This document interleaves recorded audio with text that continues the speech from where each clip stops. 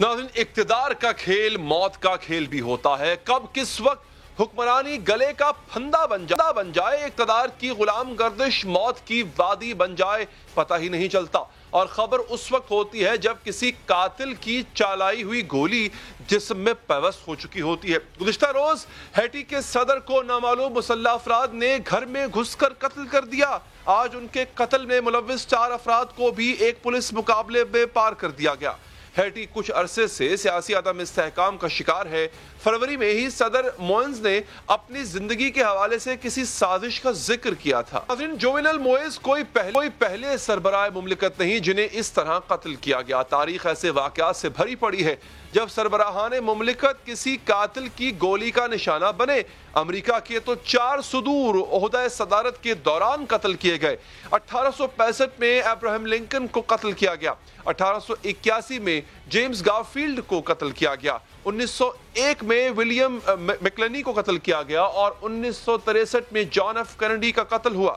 امریکی صدر Abraham Lincoln 14 April 1865 کو ایک تھیٹر ہال میں دکھائے جانے والے ڈرامے کے دوران قتل کیے گئے۔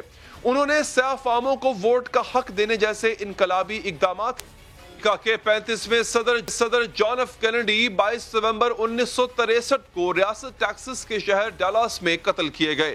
ان کے قاتل اوسوالڈ کے متعلق کہا جاتا ہے کہ وہ خود کو مارکسسٹ کہتا تھا اور قتل سے 2 ماہ پہلے میکسیکو میں کیوبا میں روس کے سفارتخانوں میں کے وزٹس تھے۔ اکتوبر 1951 میں پاکستان کے پہلے وزیر اعظم کو قتل کر دیا گیا، پھر ان کے قاتل کو بھی قتل کر دیا گیا۔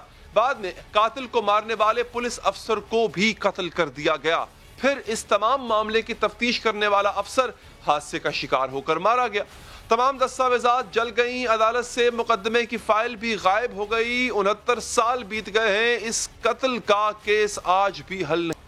1975 میں بنگلہ دیشی فوج نے بغاوت کی جس کے نتیجے میں 200 کے قریب افراد کو قتل کیا گیا۔ ان میں بنگلہ دیش کے بانی اور صدر شیخ مجیب الرحمان بھی شامل تھے۔ 1975 میں ہی سعودی عرب کے شاہ فیصل کو ان کے بھتیجے نے گولیاں مار کر قتل کیا گیا۔ کہا گیا کہ قاتل دماغی عدم توازن کا شکار ہے، لیکن ڈاکٹروں نے معائنے کے بعد سرٹیفکیٹ دیا کہ قاتل دماغی طور پر بالکل۔ پیٹرس لوممبا کانگو کی بیلجیم سے آزادی کے بعد پہلے منتخب وزیر اعظم بنے۔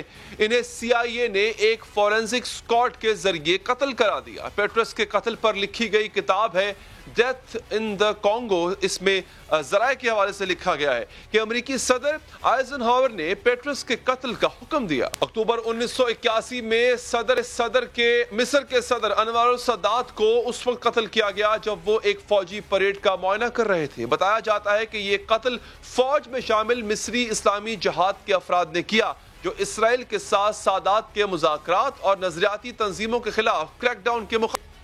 اکتوبر 1984 میں بھارت کی وزیر اعظم اندرا گاندھی کو ان کے 2 سکھ محافظوں نے قتل کر دیا۔ اندرا گاندھی نے اپنی فوج کو سکھوں کے گولڈن ٹیمپل پر حملے کا حکم دیا تھا۔